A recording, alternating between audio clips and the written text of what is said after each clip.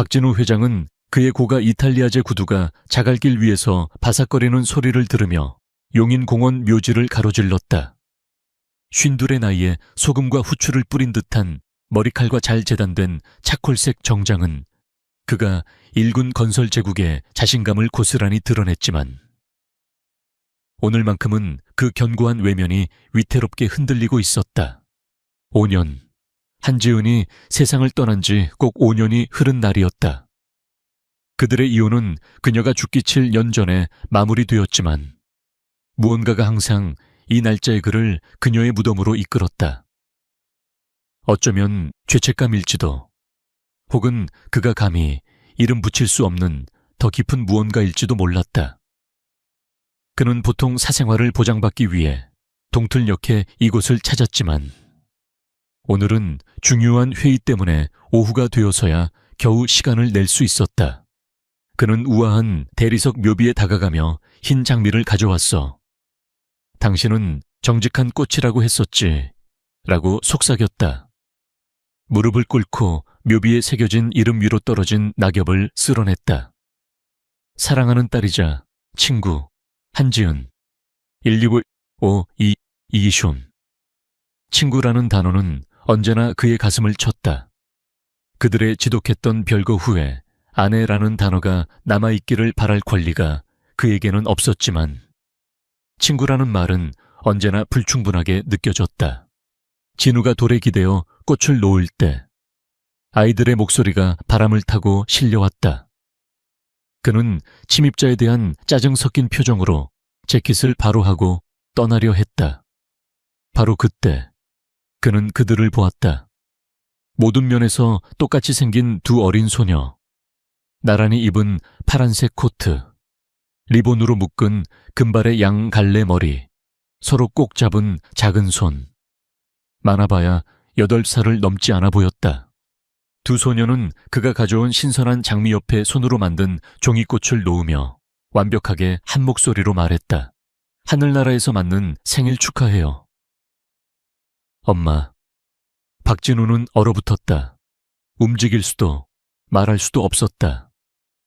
이 아이들이 지은의 무덤에서 그녀를 엄마라고 부르고 있었다. 아이들 중 하나가 먼저 그를 발견하고 돌아섰다. 한때 진우가 자신의 속을 꿰뚫어 볼 수 있다고 주장했던 지은의 독특한 청록색 눈동자가 그를 향했다. 소녀는 뺨에 눈물 자국이 선명함에도 불구하고 흔들림 없는 목소리로 물었다. 아저씨도 우리 엄마를 아세요? 진우의 목이 꽉 조여왔다. 응, 아주 오래전에 알았단다. 두 번째 소녀가 호기심 어린 눈으로 그를 뜯어보았다. 엄마 사진첩에 있던 아저씨. 맞죠? 그들의 뒤에 서 있던 나이든 여자가 갑자기 경계하며 앞으로 나섰다. 얘들아, 이제 가야지. 하지만 첫 번째 소녀의 말은 끝나지 않았다. 지연 이모가 그랬어요. 아저씨는 우리를 원하지 않았다고. 그래서 엄마가 우리에 대해 한 번도 말하지 않은 거래요. 돈 버느라 너무 바빴다고 했어요. 진우의 발밑 세계가 기울어지는 것 같았다. 뭐라고? 너희들 이름이 뭐니? 그는 간신히 물었다. 목소리가 거의 들리지 않을 정도였다. 첫 번째 아이가 대답했다. 저는 소라예요. 그리고 이쪽은 제 동생 솔희고요. 그녀는 동생의 손을 꼭 쥐었다. 소리가 덧붙였다. 우리는 쌍둥이예요. 지난달에 8살 됐어요. 8살 진우는 빠르게 계산했다. 그가 그들의 결혼이 끝났다고. 자신의 제국을 건설하는데 너무 몰두한 나머지 그들이 가진 것을 되살릴 수 없다고 말하며 뒤도 돌아보지 않고 떠났을 때 지은은 임신 3개월째였다. 그는 아이들이나 바람 혹은 지은의 유령에게 속삭였다. 그녀는 내게 말하지 않았어.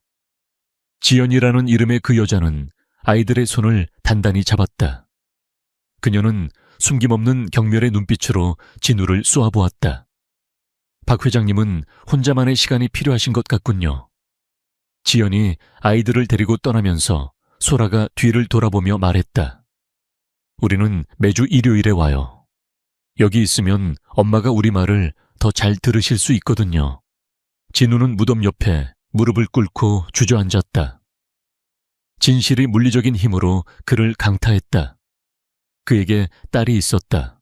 쌍둥이 딸. 그리고 그가 한때 사랑했던 여자는 그 비밀을 무덤까지 가져갔다. 지연과 쌍둥이가 시야에서 사라진 후에도 진우는 오랫동안 지은의 무덤 옆에 얼어붙은 채로 남아 있었다. 묘지는 텅 비었고 그는 압도적인 진실의 무게와 함께 홀로 남겨졌다. 그의 딸들, 그에게 딸이 있었다. 그 생각은 고장난 레코드처럼 그의 마음속에서 반복되었다. 불가능하지만 부인할 수 없는 하실이었다. 그의 비서가 30분 후에 예정된 이사회 회의를 상기시키는 문자를 계속해서 보냈지만 20년 만에 처음으로 박진우는 회의에 참석하지 않을 작정이었다. 그는 간략한 연기 문자를 보내고 근처 벤치에 앉았다. 다리가 너무 불안정해서 몸을 지탱할 수 없었다. 묘지 관리인이 조심스럽게 다가왔다. 선생님, 곧 문 닫을 시간입니다. 진우는 무심코 고개를 끄덕인 후 목소리를 냈다. 여기 묻힌 분, 한지은 씨요. 혹시 그녀를 찾아오는 가족에 대해 아는 것이 있습니까? 나이든 남자의 표정이 부드러워졌다. 아, 그 작은 쌍둥이들이요. 아주 사랑스러운 아이들이죠. 비가 오나 눈이 오나 이모라는 분이 매주 일요일마다 데리고 옵니다.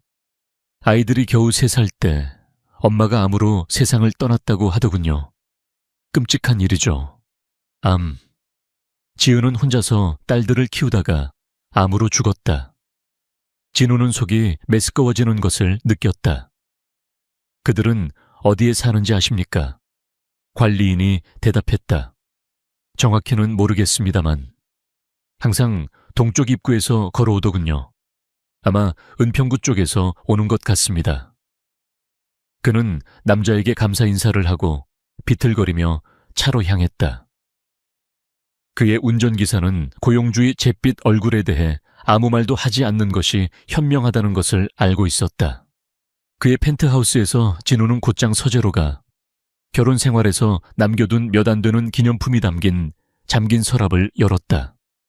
그 중에는 지은의 부모님 주소록이 있었다. 한지연은 지은의 언니였다. 분명히 목록에 있을 터였다. 거기 있었다. 한지연. 현재 주소는 은평구의 한 아파트였다. 다시 생각할 겨를도 없이 진우는 채 다시 올라 운전기사에게 도시 반대편의 소박한 동네로 가라고 지시했다. 그의 번쩍이는 고급 차량과 낡은 아파트 건물 사이의 대조는 극명했다. 진우가 관리인에게 10만 원짜리 지폐 한 장을 쥐어주자 그는 300이 홀을 가리켰다. 낡은 문 앞에 서서 진우의 손이 초인종 위를 맴돌았다. 그가 무슨 권리로 그들의 삶을 방해할 수 있단 말인가. 하지만 소녀들의 얼굴, 자신을 바라보던 지은의 눈이 그를 앞으로 나아가게 했다. 지연이 문을 열고는 얼어붙었다. 그녀의 표정은 놀라움에서 차가운 분노로 바뀌었다. 어떻게 감히 여기까지 찾아올 수 있죠? 그녀는 문을 닫으려 했다. 진우가 발로 문을 막았다. 제발, 지연 씨, 5분만. 그녀가 쏘아붙였다. 당신은 지은이와 7년을 함께 살면서도 아이들을 원하지 않았어요. 이제 와서 5분도 허락할 수 없어요. 그의 목소리가 갈라졌다. 아이들에 대해 몰랐습니다. 그녀는 제게 말해주지 않았어요. 지연은 비웃었다. 당신이 그녀에게 무슨 말을 했는지 기억이나 하세요. 내 미래에 아이들이 방해되는 건 원치 않아. 당신의 정확한 말이었어요. 박진우 씨, 당신은 당신의 의사를 아주 명확하게 밝혔다고요. 기억 속의 단어들이 물리적인 타격처럼 그를 덮쳤다. 그는 마지막 끔찍한 싸움에서 그렇게 말했었다. 하지만 그는 미래에 대한 이야기를 하고 있었을 뿐, 그가 전혀 알지 못했던 임신을 거부한 것은 아니었다.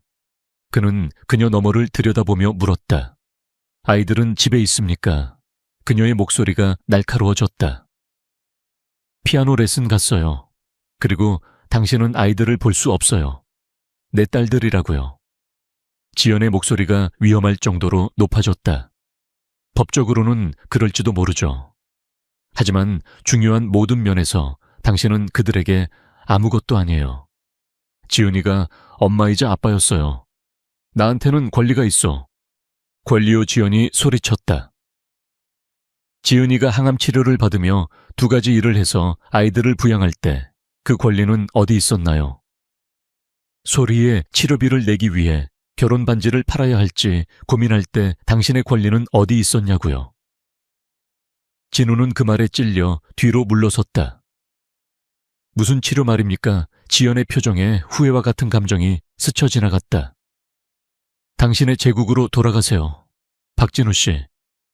아이들은 당신 없이도 이만큼 잘 살아왔고 앞으로도 그럴 겁니다. 문이 그의 얼굴 앞에서 닫히기 직전 진우는 너머에 작은 거실을 얼핏 보았다. 벽에는 2명의 똑같이 생긴 신생아를 안고 있는 지은의 액자 사진이 걸려 있었다. 눈에 띄게 지친 기색에도 불구하고 그녀의 얼굴은 환하게 빛나고 있었다. 문이 닫히고 진우는 어두컴컴한 복도에 홀로 남았다. 그의 마음속에서는 한 가지 파괴적인 질문이 불타오르고 있었다. 소리에게 무슨 문제가 있는 걸까? 박진우의 운전기사는 지연의 아파트 건물 밖 계단에 넋을 잃고 앉아있는 그를 발견했다. 운전기사는 진우를 오랫동안 모셔왔기에 고용주에게 침묵이 필요할 때를 알아차릴 만큼 눈치가 빨랐다. 강남의 청담동으로 돌아가는 내내 차 안에는 무거운 침묵이 흘렀고 서울의 저녁 불빛은 창밖으로 흐릿하게 번져나갔다. 그는 자신의 펜트하우스에 도착하자마자 서명을 기다리는 계약서 뭉치를 무시하고 30년산 맥켈란 위스키를 손가락 3개 높이만큼 따랐다. 호박색 액체는 그의 마음을 가득 채운 이미지들의 행렬을 조금도 둔화시키지 못했다. 이혼을 원한다고 말했을 때의 지은의 얼굴, 어머니의 무덤에 종이꽃을 놓던 쌍둥이의 모습, 지연의 쓰라린 비난. 그는 결국 전화기를 꺼내들어 답을 줄지도 모르는 유일한 사람에게 전화를 걸었다. 최민준 변호사는 잠에 취한 목소리로 전화를 받았다. 회장님, 거의 자정입니다. 20년 넘게 진우의 변호사로 일해온 그는 이례적인 시간에 익숙했지만 그에게도 한계는 있었다. 진우는 단도직입적으로 물었다. 최 변호사, 한지은 씨에게 아이들이 있다는 거 알았어. 내 아이들 말이요. 전화선 너머의 침묵은 그 자체로 충분한 대답이었다. 알고 있었군. 진우가 딱딱하게 말했다. 최 변호사는 한숨을 쉬었다. 7년 전 지은 씨의 변호사가 양육비 문제로 제게 연락을 해왔습니다. 그때 회장님께서는 싱가포르에서 메리디안 프로젝트 계약을 마무리하고 계셨죠. 진우의 목소리가 위험할 정도로 높아졌다. 그런데 나한테 딸이 있다는 걸 말할 생각도 안 했단 말이오. 최 변호사는 흔들림 없이 대답했다. 회장님의 기존 지시를 따랐을 뿐입니다. 회장님께서는 분명히 이렇게 말씀하셨습니다.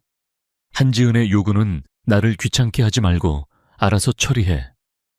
저는 합의를 협상했습니다. 진우는 위스키 잔을 쥔 손에 힘을 주었다. 돈으로 입을 막았다는 소리군. 엄격한 비밀 유지 협약 조건 하에 일회성 합의금을 지급했습니다. 지은 씨는 월별 지원은 거부했습니다. 지속적인 관계를 원치 않는다고 했죠. 그녀가 연락을 취한 유일한 이유는 소리라는 아이에게 전문적인 치료가 필요했기 때문입니다. 진우는 다그쳤다. 소리에게 무슨 문제가 있는 거요? 오늘 밤 그가 2번째로 던진 질문이었다. 또다시 침묵이 흘렀다. 자세한 내용은 모릅니다. 의료 기록은 합의에 일부로 봉인되었습니다. 진우는 전화를 끊고 방 건너편으로 전화기를 집어 던졌다. 그것은 그의 정교하게 구축된 현실처럼 벽에 부딪혀 산산조각이 났다. 그는 바닥에서 천장까지 이어지는 창가로 다가가 서울의 야경을 내려다보았다. 그가 정복한 도시가 발밑에 펼쳐져 있었다. 그의 회사 이름이 새겨진 타워들이 스카이라인을 점점이 수놓고 있었다. 그는 이 풍경을 위해, 그가 건설한 제국을 위해 결혼 생활을 희생했다. 그는 지은이 자신의 외골수적인 야망 없이, 속도를 늦추지 않으려는 자신의 고집 없이 더 행복할 것이라고 스스로에게 말해왔다. 하지만 그가 돌아섰을 때 그녀가 그의 아이들을 품고 있었다는 것은 상상조차 하지 못했다. 그날 밤 그는 잠을 이룰 수 없었다. 쇼조무사나 동이 틀 무렵 진우는 노트북으로 소아 질병을 검색하고 있는 자신을 발견했다. 각각의 가능성은 이전 것보다 더 나쁘게 보였다. 구체적인 정보가 없자 그의 마음은 끔찍한 시나리오들을 만들어냈다. 아침 7시에 그의 새 전화기가 울렸을 때 그는 더 많은 정보를 가진 최 변호사이길 바라며 즉시 받았다. 대신 지연이었다. 그녀는 서두 없이 말했다. 아이들이 질문을 해요. 언제까지나 진실로부터 아이들을 보호할 수는 없어요. 하지만 이것만은 알아두세요. 만약 당신이 아이들 삶에 들어올 거라면 어중간해서는 안 돼요. 아이들은 이미 충분히 잃었어요. 진우는 스스로도 놀랄 만큼 진심을 담아 말했다. 아이들을 제대로 만나고 싶습니다. 그녀는 잠시 망설였다. 토요일, 서울 어린이 박물관. 오전 10시. 아이들이 당신을 기다릴 겁니다. 그리고 박진우 씨, 솔희의 건강은 안정적이지만 약해요. 지킬 수 없는 약속은 하지 마세요. 그녀는 그가 대답할 틈도 주지 않고 전화를 끊었다. 진우는 다음 사흘 동안 그의 제국을 재편성하는 데 시간을 보냈다. 이사회 회의는 일정이 변경되었고 해외 출장은 연기되었다. 그의 경영진은 언제나 일에 집중하던 CEO가 갑자기 주요 결정을 위임하는 것을 당혹스럽게 지켜보았다.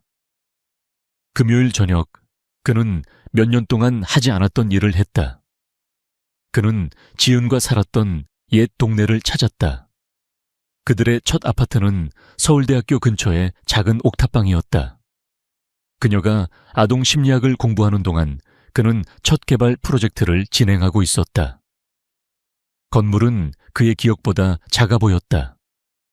젊은 커플이 웃으며 나오는 모습은 그에게 더 단순했던 시절을 떠올리게 했다. 지은은 그 작은 아파트를 무척 자랑스러워하며 중고시장에서 산 물건들과 창가의 화분 허브로 꾸몄었다. 순간적인 깨달음 속에서 진우는 다음에 무엇을 해야 할지 알게 되었다. 일주일 전만 해도 상상할 수 없었던 일이었다. 그는 그의 딸들이 자신 없이 살아온 삶을 이해해야만 했다. 토요일, 서울 어린이 박물관은 주말 나들이객들로 붐볐다. 진우는 15분 일찍 도착했다. 그는 무엇을 입을지 고심하다가 결국 평소에 맞춤 정장 대신 캐주얼한 푸른색 버튼다운 셔츠와 면바지를 선택했다.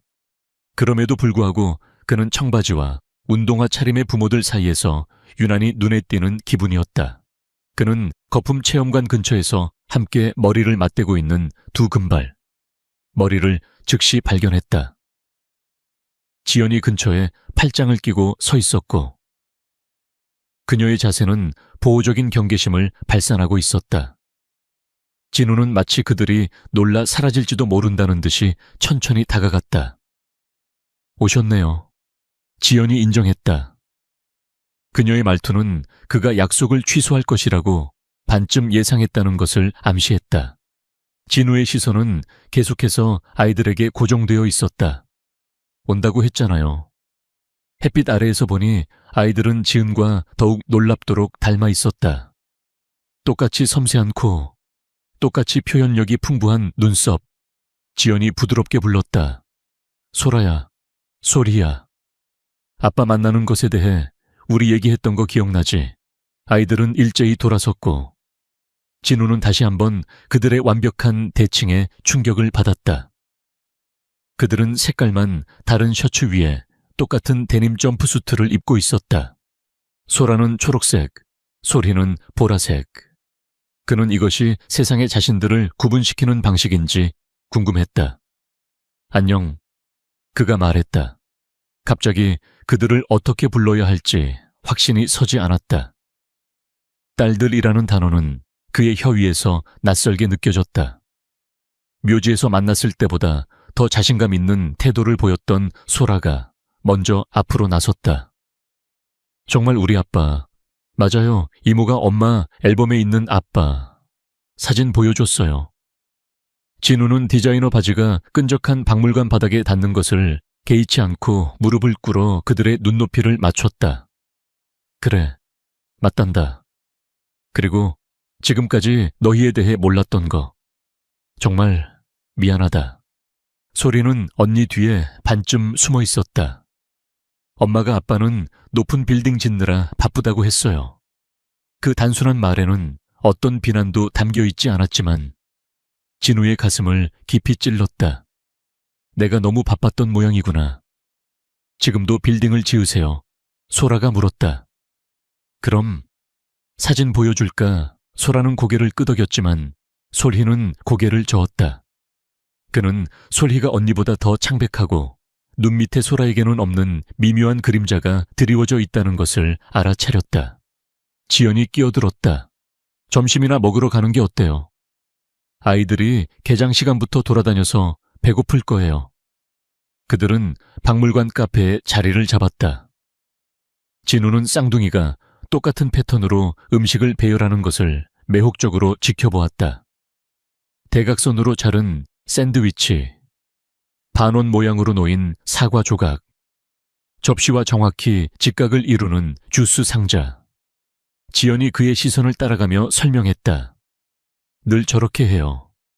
지은이가 대칭놀이라고 불렀죠. 소라가 자원해서 말했다.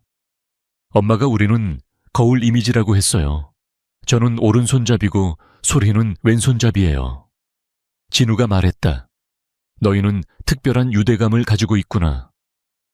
쌍둥이들은 종종 자신들만의 언어가 있다고 읽었어. 소리가 언니보다 부드러운 목소리로 말했다. 어릴 땐 그랬어요. 하지만 이젠 필요 없어요.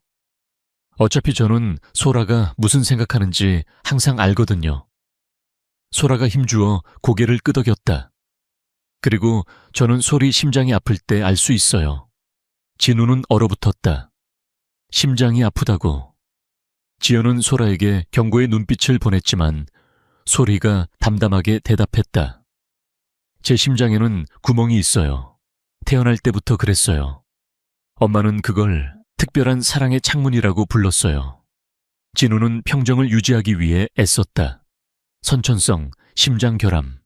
자주 아프니 소리는 어깨를 으쓱했다. 그렇진 않아요. 그냥 가끔 피곤해지고 약 먹고 매달 의사 선생님을 뵈러 가야 해요. 그녀는 소매를 걷어 작은 의료용 경고 팔찌를 보여주었다. 소라처럼 축구는 못하지만 피아노는 더 잘 쳐요. 소라가 충성스럽게 덧붙였다. 소리는 베토벤을 배우고 있어요. 저는 겨우 젓가락 행진곡밖에 못 치는데 진우가 부드럽게 말했다. 너희 엄마도 피아노를 쳤단다. 우리가 만났을 때 독학하고 있었지. 쌍둥이는 놀란 눈으로 서로를 쳐다보았다. 엄마는 그런 말 한 적 없는데. 소라가 말했다. 아마 우리가 서로에게 해줄 수 있는 얘기가 많을 거야. 진우가 조심스럽게 제안했다. 지연이 헛기침을 했다. 얘들아, 저기 암벽타기 구조물에 가보는 게 어때? 여기서 너희들 볼 수 있으니까. 아이들이 달려가자. 지연의 조심스럽게 유지되던 평정이 깨졌다. 솔희는 심방중격 결손증을 앓고 있어요. 지은이가 진단받기 직전인 2살 때 첫 수술을 받았죠. 예후는 좋지만 결국 또 다른 수술이 필요할 거예요. 그녀의 눈이 굳어졌다. 합의금으로 첫 수술 비용은 충당했지만 다음 수술을 위해 저축하고 있었어요. 진우가 즉시 말했다. 모든 비용은 내가 대겠습니다. 아이에게 필요한 건 뭐든지. 지연이 그를 쳐다보며 말했다. 이건 돈 문제가 아니에요. 박진우 씨. 그럼 무슨 문제란 말이요? 지연은 오랫동안 그를 응시했다. 당신이 내 동생에게 아이들이 인생을 망칠 거라고 말했던 그 남자와 다른 사람이라는 걸 증명하는 문제죠. 진우가 대답하기 전에 암벽 구조물에서 작은 울음소리가 들려왔다. 그들이 고개를 돌렸을 때 소리가 구조물 위에서 창백하고 숨이 가빠진 채 앉아 있었고 소라가 걱정스럽게 곁을 맴돌고 있었다. 진우는 지연보다 먼저 발을 떼고 있었다. 그는 구두와 정장 셔츠 차림으로 어색하게 기어 올라갔고 다른 부모들의 시선을 끌었지만 아랑곳하지 않았다. 그가 아이에게 다가서자 소리가 설명했다. 그냥 어지러웠어요. 가끔 이래요. 진우는 망설임 없이 아이를 안아 올렸다. 그는 조심스럽게 내려오면서 작은 아이의 몸을 가슴에 안았다. 그녀의 무게는 그의 팔 안에서 아무것도 아니었지만 그 책임감은 거대하게 느껴졌다. 그의 어깨에 기대어 신뢰하는 그녀의 머리를 느끼며 박진우의 내면에서 무언가가 영구적으로 변했다. 이 연약한 아이는 그의 딸이었고 그에게는 메워야 할 수년간의 부재가 있었다. 하지만 그가 보지 못한 것이 있었다. 소라가 복잡한 감정이 어린 얼굴에 교차하며 그 상호작용을 지켜보고 있었다는 것이다. 희망이 더 어두운 무언가. 어쩌면 분노와도 같은 감정과 뒤섞여 있었다. 박물관에서의 만남 이후 몇 주 동안 박진우는 꼼꼼하게 정리된 자신의 삶에 8살짜리 두 소녀를 위한 공간을 만들었다. 그는 전통적으로 가장 수익성 높은 해외 통화를 위해 남겨두었던 토요일 아침 시간을 비웠고 사무실 한쪽 구석을 미술용품과 책이 있는 작은 테이블로 새로 꾸몄다. 그의 비서인 박민아 실장은 얇게 가려진 우려의 시선으로 이러한 변화들을 지켜보았다. 그녀는 그의 사무실 문기에 맴돌며 보고했다. 싱가포르 투자자들이 마리나 베이 프로젝트 검토를 다시 연기한 이유를 알고 싶어 합니다. 그녀가 말을 이었다. 그리고 이사회에서는 회장님께서 갑자기 부양가족을 위한 우리 회사의 건강보험 정책에 관심을 보이시는 것에 대해 의문을 제기하고 있습니다.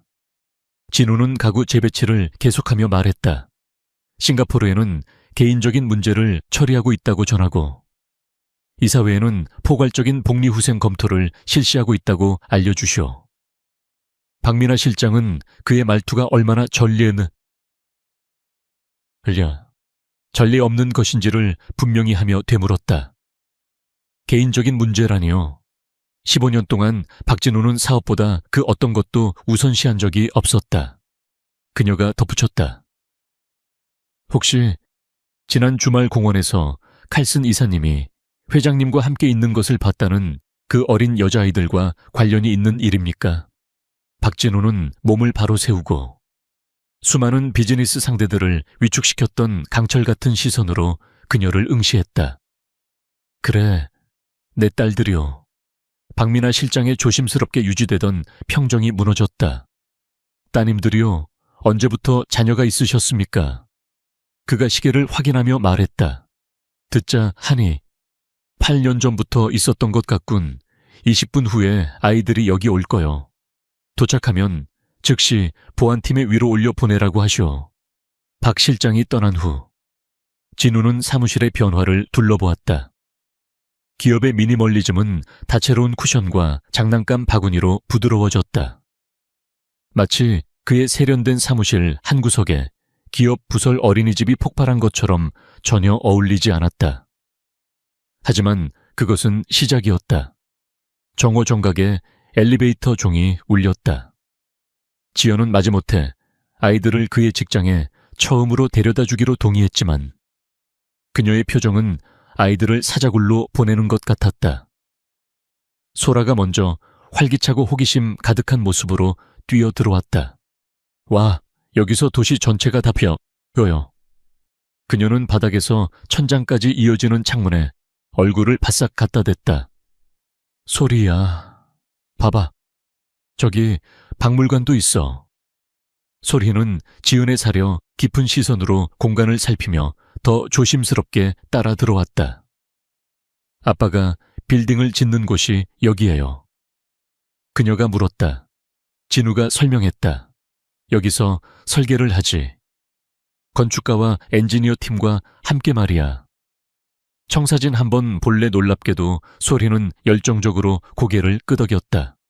그는 회의용 테이블 위에 건물 계획안을 펼치고 그녀가 볼 수 있도록 의자 위로 들어 올렸다.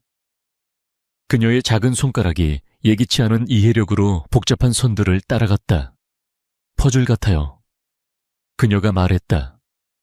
진우는 그녀의 통찰력에 기묘한 기쁨을 느끼며 동의했다. 정확히 그렇단다. 진우가 소리에게 건축 도면의 기초를 보여주는 동안 소라는 지칠 줄 모르는 호기심으로 사무실을 탐험하며 모든 것을 샅샅이 살폈다. 그녀는 그의 학위와 상장이 액자에 걸려있는 벽 앞에 멈춰 섰다. 그녀는 주목했다. 아빠 서울대 나왔네요. 엄마도 거기 다녔는데 우리 아파트에 엄마 졸업장 있어요. 진우는 도서관에서 교과서에 둘러싸여 있던 지은의 모습을 떠올리며 확인했다. 그가 그녀의 테이블을 함께 써도 되냐고 물었을 때 놀란 미소로 고개를 들던 모습이 생생했다. 우리도 서울대 갈 거예요. 소라가 물었다. 그 질문은 진우를 당황하게 했다. 내용뿐만 아니라 그가 일부가 될 미래를 가정하는 그 태도 때문이었다. 너희가 원한다면 어디든 원하는 곳에 갈 수 있단다. 여전히 청사진을 연구하던 솔희가 말했다. 엄마가 우리를 위해 대학 학자금 통장을 만들어줬어요. 하지만 이모가 아직 아주 적다고 했어요. 진우는 이 문제를 즉시 해결해야겠다고 마음속으로 메모했다. 교육은 중요하지. 우리가 그 통장을 키워나갈 거란다. 오후는 빠르게 지나갔다. 그들은 진우의 철저하게 관리된 식단에서는 보기 드문 피자를 주문했고 그는 두 딸 모두 파인애플 토핑을 좋아한다는 것을 발견했다. 그것은 확실히 그가 아닌 지은에게서 물려받은 취향이었다. 식사를 하면서 진우는 몇 년 동안 자신에게 허락하지 않았던 어머니에 대한 이야기를 나누고 있는 자신을 발견했다. 폭풍우 속에서 고양이 한 상자를 구출했던 일, 이탈리아 음식을 요리하려 했던 끔찍한 시도들, 채점을 하면서 음정 무시하고 노래를 부르던 습관. 아이들은 굶주린 듯이 이 이야기들을 흡수했고 때때로 자신들의 이야기를 덧붙였다. 엄마는 우리가 아플 때 종이약을 만들어줬어요. 소라가 말했다. 소원을 담아 날려보낸다고 했어요. 소리가 미술 테이블에서 종이 한 장을 집어들며 덧붙였다. 우리에게 만드는 법도 가르쳐줬어요. 그녀의 작은 손가락은 숙련된 정밀함으로 움직여 접고 또 접어 완벽한 종이약 한 마리가 그녀의 손바닥 위에 놓였다. 1000마리를 접으면 소원이 이루어진다고 했어요. 진우가 물었다. 몇 마리나 만들었니? 두 소녀는 동시에 대답했다. 612마리요. 그러고는 자신들의 동시성에 웃음을 터뜨렸다. 무슨 소원을 빌고 있는데 쌍둥이는 그들 사이에 오가는 조용한 소통으로 시선을 교환했다. 소라가 말했다. 비밀이에요. 말하면 이루어지지 않거든요. 지연이 아이들을 데리러 도착했을 때 진우는 세 사람을 엘리베이터까지 배웅했다.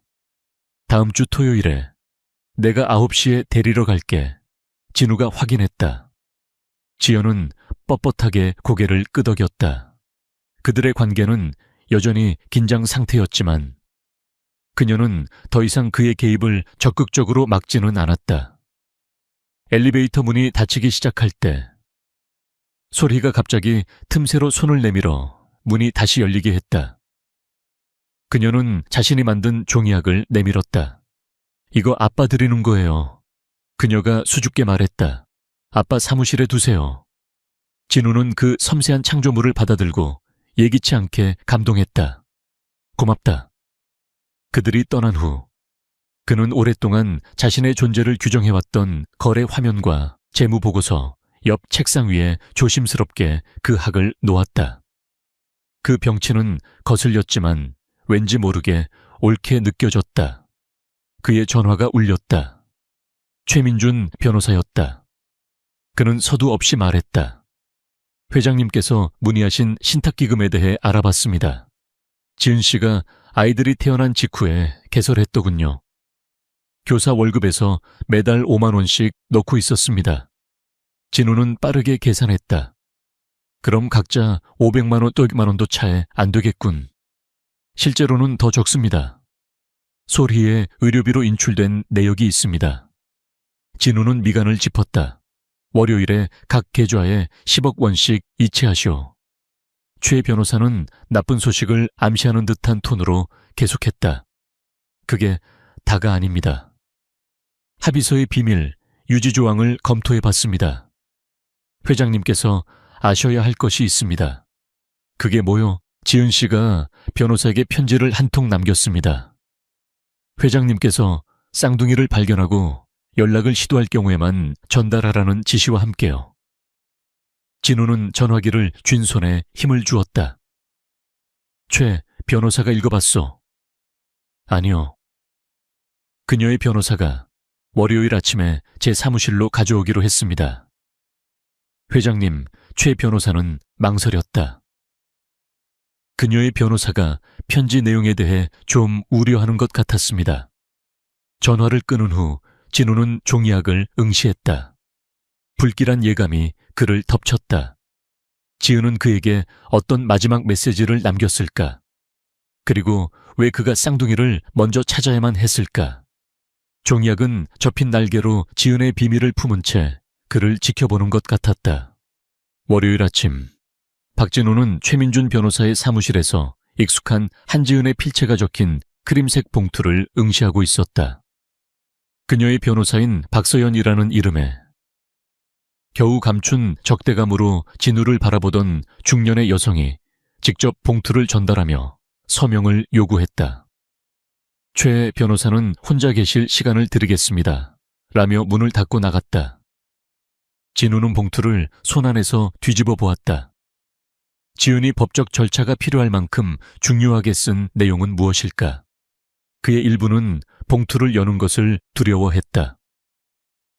그 안에 어떤 비난이 담겨 있을지, 그가 임신 사실을 몰랐다고는 하나 결국 그녀를 버렸다는 사실에 대한 원망이 있을까 두려웠다. 마침내 그는 봉인을 뜯고 지은의 독특한 기울어진 필체로 쓰인 3장의 편지를 펼쳤다. 진우 씨, 만약 당신이 이 편지를 읽고 있다면 당신은 우리 딸들을 발견했군요. 당신에게 연락할까 수없이 생각했어요. 특히 치료의 가장 어두운 날들 동안 내가 살아남지 못하면 아이들에게 무슨 일이 일어날까 두려웠을 때 더욱 그랬죠. 하지만 자존심과 당신이 내게 했던 마지막 말들이 항상 나를 붙잡았어요. 먼저 소라와 솔희는 의심할 여지 없이 당신의 아이들이에요. 아이들은 당신의 분석적인 마음, 당신의 결단력, 그리고 불행히도 당신의 고집을 가졌어요. 하지만 아이들은 또한 내가 사랑에 빠졌던, 야망이 당신을 삼키기 전에 그 남자를 떠올리게 하는 기쁨의 능력을 지니고 있어요. 편지는 이어졌다. 솔희는 선천성 심장 결함을 가지고 태어났어요. 의사들은 적절한 치료만 받으면 정상적인 삶을 살 수 있다고 확신했지만 지속적인 의료적 관심이 필요할 거예요. 나는 이 모든 것을 위해 최선을 다했지만 내 자원은 한정되어 있었어요. 당신의 변호사가 마련한 합의금을 받아들이기 위해 한번 자존심을 삼켰지만 그것은 오직 소리의 필요가 내 감정보다 우선했기 때문이었어요. 이제 당신에게 아무에게도 말하지 않았던 것을 말해야겠어요. 당신이 이혼을 요구하기 전날 밤 나는 당신에게 임신 사실을 말할 계획이었어요. 특별한 저녁 식사를 준비했고 작은 아기 신발 한 켤레를 선물로 포장해 두었죠.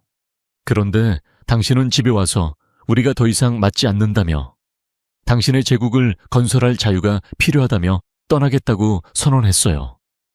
나는 그날 밤 선택을 했어요. 그 이후 매일 의문을 가졌던 선택을요. 나는 우리 아이들에 대해 당신에게 말하지 않기로 했어요.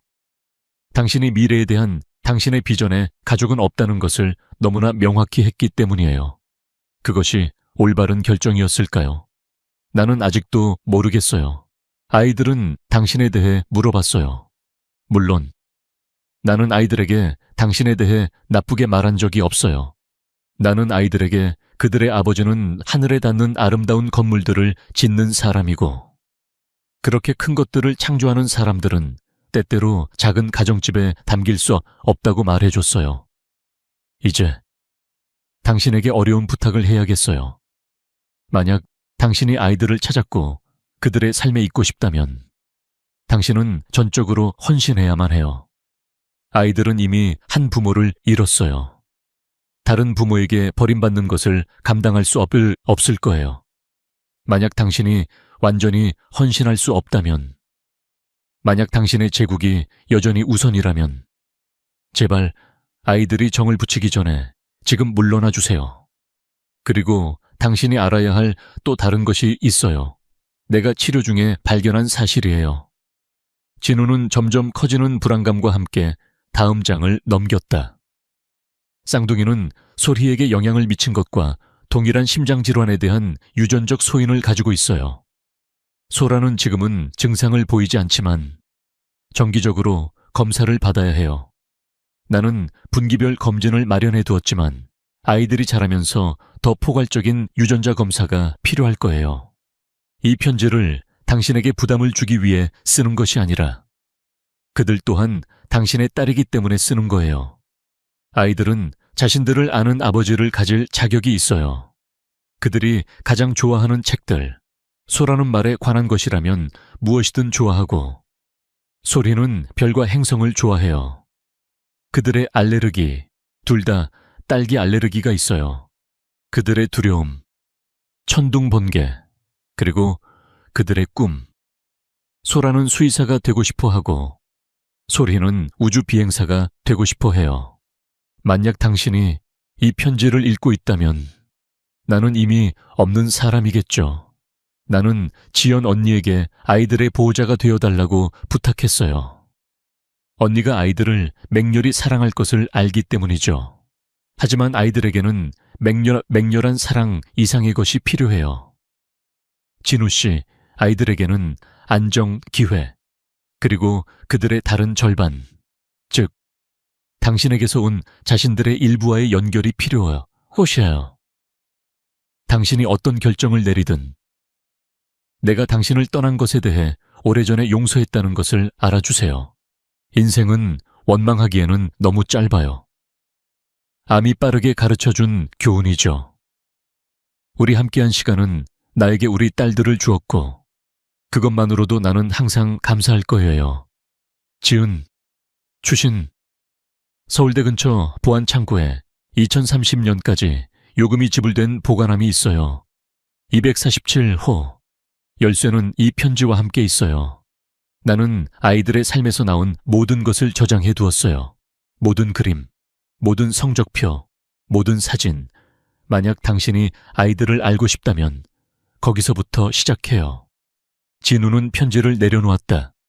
뺨에 축축한 기운이 느껴졌다. 작은 열쇠 하나가 봉투에서 떨어져 최 변호사의 책상 위에 놓여 있었다. 그는 그것을 집어 손가락 사이에서 굴렸다. 그의 딸들의 삶에 대한 모든 것, 그들의 전체 역사가 도시 위 번쩍이는 타워에서 부와 권력을 쌓는 동안 10제곱미터짜리 상자 안에 보관되어 있었다. 그의 전화기가 싱가포르 프로젝트에 대한 최고 운영 책임자의 긴급 메시지로 진동했다. 그의 경력에서 처음으로 진우는 그것을 무시했다. 최 변호사, 그는 사무실 문을 열며 불렀다. 오늘 남은 내 일정 전부 비워주시오. 최 변호사가 놀라며 쳐다보았다. 도쿄 투자자들이 화상회의 라인에서 기다리고 있습니다. 진우는 보관함 열쇠를 주머니에 넣었다. 가족에게 긴급한 일이 생겼다고 전하시오. 이제 내 딸들이 정말 어떤 아이들인지 알아야 할 시간이오. 진우가 서울대 근처에 그 창고로 차를 몰 때 그의 전화기는 경영진의 점점 더 절박해지는 메시지로 계속해서 울렸다. 그들이 아는 박진우는 결정적인 협상 중에 절대 사라지지 않을 사람이었다. 하지만 그 박진우는 딸이 만든 종이약을 손에 쥐어본 적도, 어지러워하는 작은 딸을 안전하게 안아 옮겨본 적도, 한때 사랑했던 여인으로부터 자신이 완전히 놓쳐버린 역사를 드러내는 편지를 읽어본 적도 없었다. 그 창고 시설은 세탁소와 편의점 사이에 끼어있는 눈에 띄지 않는 건물이었다. 247호는 뒤쪽 구석에 있었고 롤업 도어의 가장자리에는 녹슨 흔적이 보였다. 진우가 문을 올리자 동작 감지등이 깜박이며 켜지면서 지은의 필체로 꼼꼼하게 라벨이 붙은 투명 플라스틱 상자들이 선반에 가득한 것을 드러냈다. 처태하태, 유치원, 초등학교 등등. 그는 가장 가까운 상자를 열어 조심스럽게 보존된 아기 옷들을 발견했다. 모든 것이 2개씩 있었고 하나는 소, 다른 하나는 솔이라는 태그가 붙어 있었다. 그 아래에는 병원 팔찌, 출생 증명서, 그리고 첫 365일이라는 제목의 일기가 놓여 있었다. 다른 상자에서 그는 수백 장의 사진을 발견했다. 쌍둥이의 전체 어린 시절이 월별로 기록되어 있었다. 첫걸음, 첫 단어, 첫 등교일. 지은은 많은 사진에 등장했고 시간의 흐름에 따라 점점 더 야위어 갔지만 그녀의 몸이 쇠약해져 가도 미소는 밝게 남아 있었다. 진우는 자신이 놓친 모든 것의 물리적 증거에 둘러싸여 콘크리트 바닥에 주저앉았다.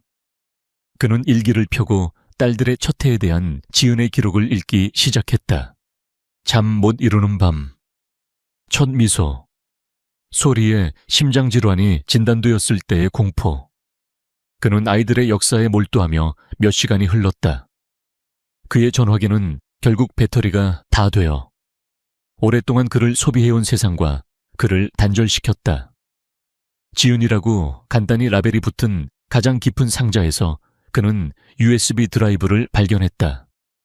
노트북을 사용하여 그는 그것에 비디오가 포함되어 있다는 것을 알게 되었다. 지은이 딸들의 미래 이정표, 즉 고등학교 졸업, 대학 합격, 결혼식 날을 위해 메시지를 녹화한 것이었다. 마지막 비디오의 제목은 간단히 진우에게 만약이었다. 떨리는 손가락으로 그는 재생을 클릭했다. 지은의 얼굴이 화면을 가득 채웠다. 아마도 그녀가 죽기 몇 달 전에 촬영되었을 수척하지만 아름다운 모습이었다. 그녀가 입을 열었다. 그녀의 목소리는 그가 기억하는 것보다 약했지만 여전히 따뜻함으로 가득 차 있었다. 안녕하세요, 진우 씨. 만약 당신이 이걸 보고 있다면 당신은 우리 딸들을 찾았고 우주는 우리 모두에게 2번째 기회를 준 거예요. 창고 밖으로 황혼이 깊어지면서 박진우는 자신의 과거의 유령과 그의 미래를 영원히 바꿀 진실과 마주했다. 박진우는 한지은의 이미지가 노트북 화면을 가득 채우자 넋을 잃고 앉아 있었다. 병매에 시달린 모습에도 불구하고 그녀의 눈은 여전히 그를 처음 매료시켰던 지성의 불꽃을 담고 있었다. 안녕하세요, 진우 씨. 녹화된 그녀의 목소리가 시작되었다. 만약 당신이 이걸 보고 있다면 당신은 우리 딸들을 찾았고 우주는 우리 모두에게 2번째 기회를 준 거예요. 지은은 몸을 움직여 카메라 각도를 조절했다. 내게 남은 시간이 많지 않아요. 그리고 당신이 알아야 할 것들이 있어요. 편지에는 담지 못했던 것들이요. 그녀는 힘겹게 숨을 골랐다. 소리의 심장 상태에 대해 말했지만 내가 왜 그렇게 오랫동안 합의금을 받기를 미뤘는지 설명하지 않았어요. 사실 나는 당신의 돈을 원하지 않았어요. 나는 당신이 우리를 찾기를, 우리를 찾아오기를 바랐어요. 처음 몇 년 동안 전화가 울릴 때마다 혹시 당신일까 희망을 가졌죠. 진우의 눈에 눈물이 차올랐다. 지은은 계속했다. 우리 딸들은 아버지를 알 자격이 있어요. 물 위를 걷는 사업가가 아니라 내가 사랑에 빠졌던 남자 말이에요. 우리의 첫 아파트를 위해 밤새 책장을 만들어주던 사람. 내가 독감에 걸렸을 때 죽을 끓여주던 사람. 서울의 스카이라인을 바꾸는 꿈을 꾸던 그 남자요. 그녀는 카메라에 더 가까이 다가섰다. 우리 딸들은 비범해요. 진우 씨, 소라는 당신의 추진력을 가졌어요. 일단 마음먹으면 아무것도 그녀를 막을 수 없죠. 없죠. 그리고 솔희는 신체적 한계에도 불구하고 당신의 비전을 가졌어요. 다른 사람들이 장애물을 보는 곳에서 가능성을 보죠. 지은의 얼굴이 심각해졌다. 당신이 누구인지 바꾸라고 요구하는 게 아니에요. 하지만 당신이 누구였는지 기억해달라고 부탁하는 거예요. 부보다 더 큰 것을 믿었던 남자. 단지 구조물이 아니라 유산을 짓고 싶어 했던 남자. 나는 아이들에게 그 남자에 대해 말해줬어요. 언젠가 아이들이 그를 만날 수 있기를 바라요. 비디오는 지은이 쌍둥이에 대한 사적인 세부사항, 즉 그들의 탄생, 첫 단어, 심지어 유아기 때 서로 소통했던 독특한 방식들을 공유하면서 계속되었다. 아이들은 하나의 전체를 이루는 두 개의 반쪽이에요. 진우 씨, 소리가 수술을 받을 때 마취제가 투여된 바로 그 순간 소라의 심박수가 떨어졌어요. 서로 다른 방에 있었는데도 말이죠. 의사들은 설명할 수 없었어요. 녹화가 진행될수록 지은의 에너지는 눈에 띄게 약해졌다. 나는 지연 언니에게 당신이 직접 아이들을 찾아 나설 경우에만 이것을 주라고 지시를 남겼어요. 왜냐하면 그것이 첫 번째 시험이니까요. 아이들을 찾을 만큼 충분히 신경 쓰는 것. 그녀는 남은 힘을 모아 몸을 바로 세웠다. 두 번째 시험은 더 어려울 거예요. 당신의 야망보다 무언가를 앞설 수 있나요? 단지 부양자가 아니라 아이들이 필요로 하는 아버지가 될 수 있나요? 그녀의 마지막 말은 물리적인 타격처럼 진우를 덮쳤다. 우리를 떠난 당신을 용서해요. 진우 씨, 이제 당신 스스로를 용서해야 해요. 나를 위해서가 아니라 아이들을 위해서요. 아이들에게는 당신의 죄책감이나 후회가 필요하지 않아요. 아이들에게는 당신의 존재, 당신의 시간, 당신의 마음이 필요해요. 가요머. 화면이 검게 변했다. 그러다 지은이 마지막으로 한 번 더 나타났다. 분명히 다른 날 촬영된 영상이었다. 그녀는 더 안 좋아 보였고 머리카락은 사라지고 스카프를 두르고 있었다. 마지막으로 한 가지. 그녀가 속삭였다. 아이들이 종이학을 접고 있어요. 소원을 빌기 위해 1000마리를요. 그들의 소원은 완전한 가족이 되는 거예요. 그녀는 약하게 미소 지었다. 때때로 우주는 신비한 방식으로 작동하죠. 안녕히 계세요, 진우 씨. 비디오가 끝났다. 진우는 딸들의 삶의 유물들에 둘러싸인 어두컴컴한 창고에 앉아 있었다. 지은의 마지막 메시지가 그의 마음속에서 메아리 쳤다. 그의 전화기는 몇 시간 전에 꺼졌다. 그가 건설한 세계, 그를 삼켰던 제국은 하루 종일 그에게 연락을 시도했다. 이사회 임원들, 투자자들, 파트너들 모두 그의 주의를 요구했다. 처음으로 박진우는 신경 쓰지 않았다.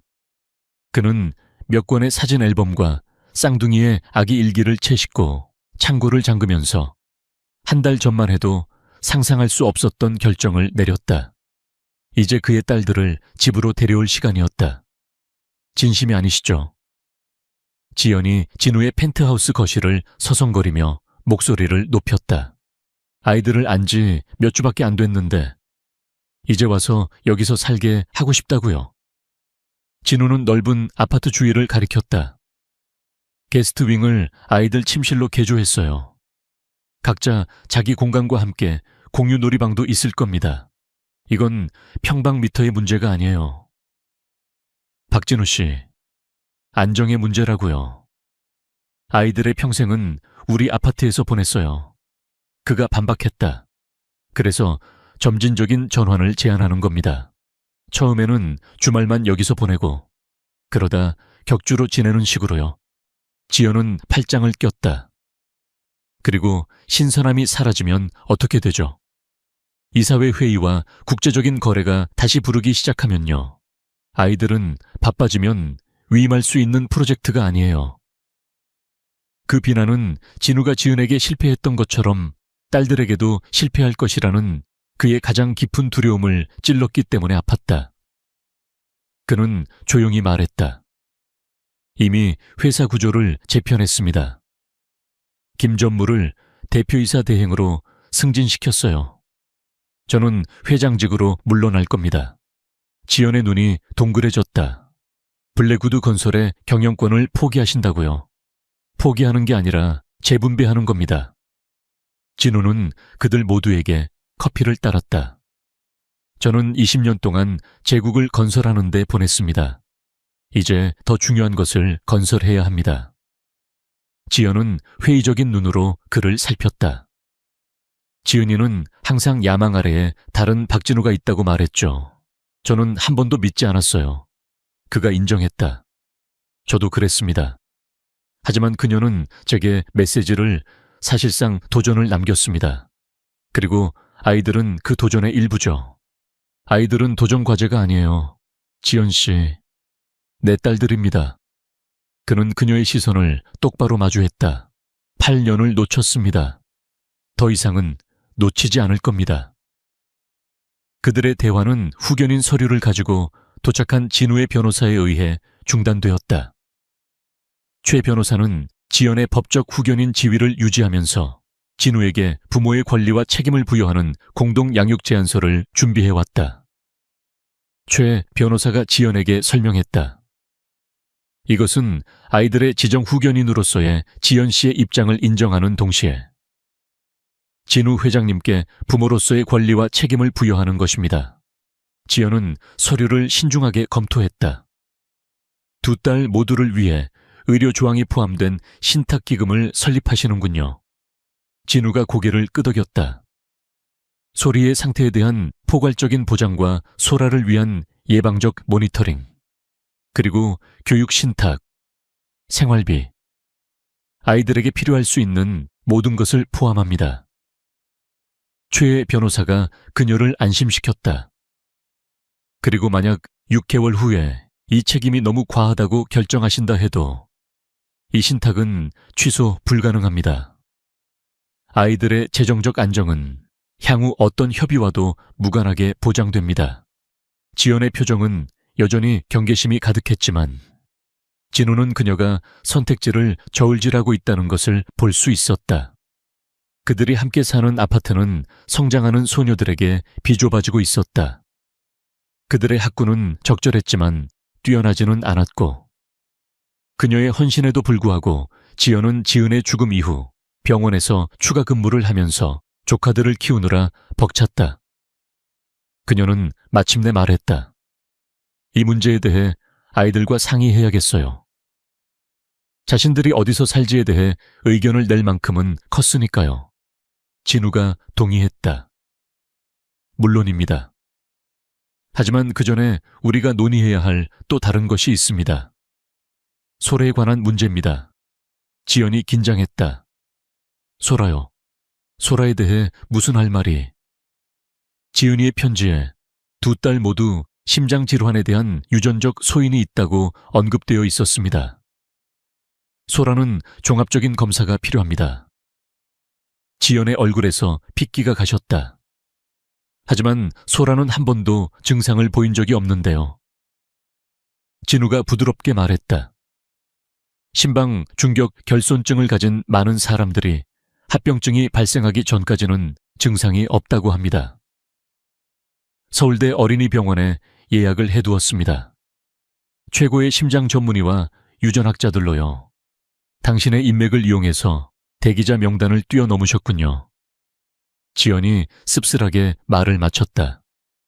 네, 진우는 사과 없이 인정했다. 두 딸 모두를 위해서요. 지연의 표정에 무언가 변화가 일어났다.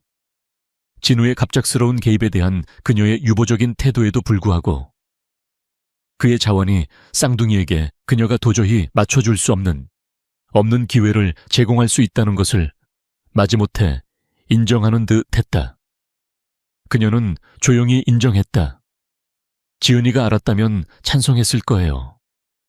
항상 소라가 걱정이라고 했거든요. 진우는 놀랐다. 그게 무슨 말씀이십니까? 지연이 한숨을 쉬었다. 소리의 상태는 일찍 진단되었어요. 우리는 끊임없이 그것을 모니터링 해왔죠. 하지만 소라는 항상 강한 아이였어요. 보호자였죠. 아이는 자신의 힘든 점을 숨겨요.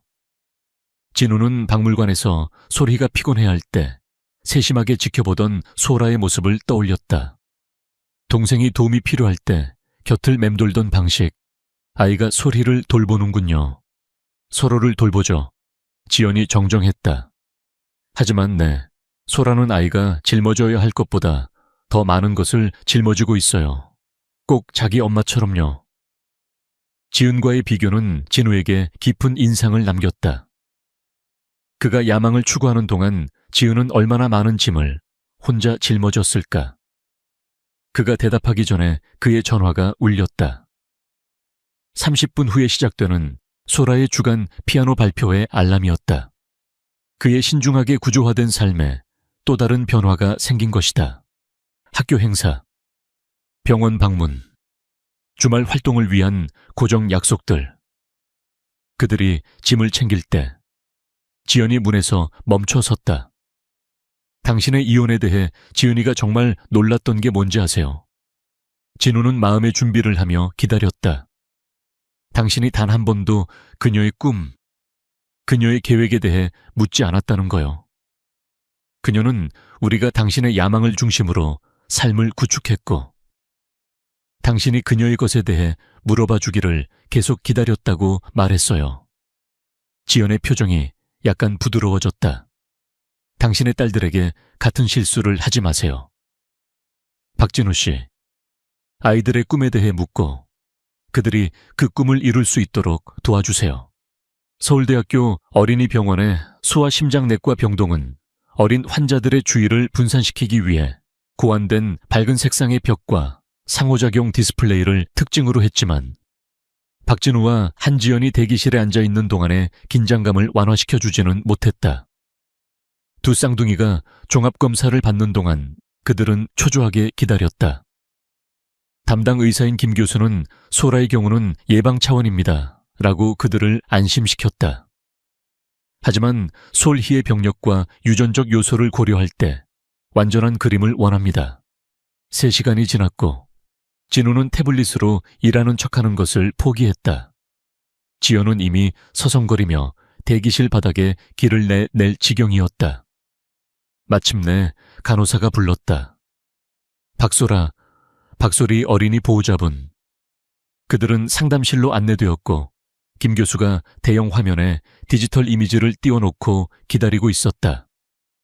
저명한 심장 전문의의 표정은 그들이 앉도록 권하면서 아무것도 드러내지 않았다.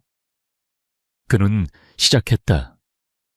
먼저 솔희부터 말씀드리겠습니다. 상태는 안정적입니다. 이전 수술로 인한 폐쇄는 잘 이루어졌지만 우리가 논의했듯이 아이가 성장함에 따라 또 다른 시술이 필요할 겁니다. 지연은 고개를 끄덕였다.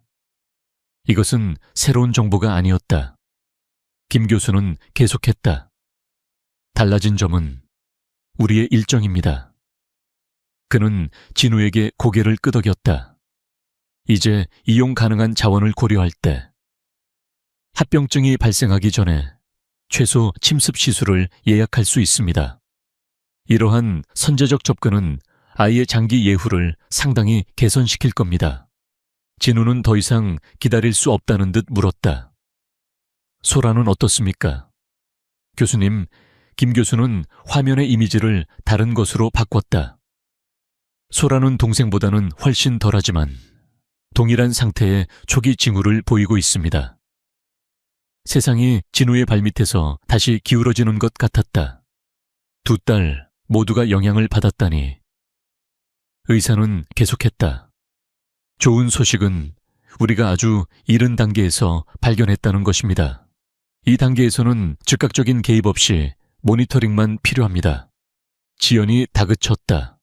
하지만 결국에는 네, 소리와 유사한 시술이 필요할 가능성이 높습니다. 하지만 우리는 의학적으로나 정서적으로 모두 준비할 시간이 있습니다. 김 교수가 치료 계획을 설명하는 동안 진우는 딸들의 심장 이미지를 멍하니 쳐다보고 있었다. 너무 작고 너무 연약하지만 지은이 그랬던 것처럼 너무나 강인한 심장. 의사가 말을 마치자 진우는 물었다. 아이들에게 소라의 상태에 대해 언제 말해야 할까요? 김 교수는 조언했다. 아이들은 놀라울 정도로 회복력이 강합니다. 제 경험상 자신감과 희망을 담아 전달된 정직함이 가장 효과적입니다. 아이들은 보호자분들의 감정적 신호를 보고 배울 겁니다. 상담 후 그들은 어린이 놀이방에서 병원의 종이접기 용지로 종이학을 접고 있는 쌍둥이를 발견했다. 아이들은 다른 몇몇 어린 환자들에게 자신들의 기술을 가르쳐 주었고, 이제 놀이 공간은 다채로운 새들로 장식되어 있었다. 소라가 자랑스럽게 알렸다. 오늘 8마리 더 접었어요. 총 643마리예요. 소리가 파란색 사각형을 조심스럽게 접으며 덧붙였다. 1000마리에 가까워지고 있어요. 진우와 지연은 누가 말해야 할지 조용히 논쟁하며 시선을 교환했다. 마침내 진우가 공예 테이블 옆에 무릎을 꿇었다. 그는 조심스럽게 시작했다. 얘들아, 김 교수님께서 우리에게 몇 가지 소식을 전해주셨어. 소리야, 내 심장은 잘 지내고 있고 더 튼튼하게 만들기 위해 특별한 시술을 예약할 거야. 소리는 엄숙하게 고개를 끄덕였다. 아플까요? 진우가 그녀를 안심시켰다. 의사 선생님들이 네가 편안하도록 확실히 해주실 거야. 그리고 지난번보다 더 빨리 회복할 거란다. 소라는 보호적인 걱정으로 동생을 지켜보다가 물었다. 병원에 같이 있어도 돼요. 진우가 부드럽게 말했다. 그게 우리가 논의해야 할 다른 문제란다. 의사 선생님들이 네 심장도 특별한 관리가 필요할 수 있다는 걸 발견했어. 소라의 눈이 동그래졌다. 소리처럼요 비슷하지만 훨씬 작아. 지금은 그냥 지켜보기만 하면 된대. 쌍둥이는 즉시 서로의 손을 잡았다. 그들의 타고난 연결이 눈에 띄게 강해졌다. 그럼 우리 둘 다 특별한 심장을 가진 거예요. 소리가 물었다. 그래. 지연이 테이블에서 그들과 합류하며 확인했다. 어쨌든 너희는 쌍둥이잖니. 어른들의 놀랍게도 아이들은 이 공유된 진단에 거의 안도하는 것처럼 보였다. 그들 사이의 차이의 부담, 즉 소리의 연약함 대 소라의 강인함이 그들의 관계를 처음부터 미묘하게 평등하게 만들고 있었다. 소라가 실용적으로 물었다. 이거 우리 둘 다 올림픽 수영팀에 들어가거나 아니면 둘 다 못 들어간다는 뜻이에요. 진우는 그녀의 실용주의에 미소를 짓지 않을 수 없었다. 그건 너희 둘 다 정기적인 검진만 받으면 멋진 삶을 살게 될 거라는 뜻이란다. 병원을 떠날 준비를 하면서 솔희가 진우의 소매를 잡아당겼다. 아빠. 그녀는 여전히 그 단어를 망설이며 그 느낌을 시험하듯 말했다. 우리 둘 다 특별한 심장을 가졌으면 아빠도 그래요.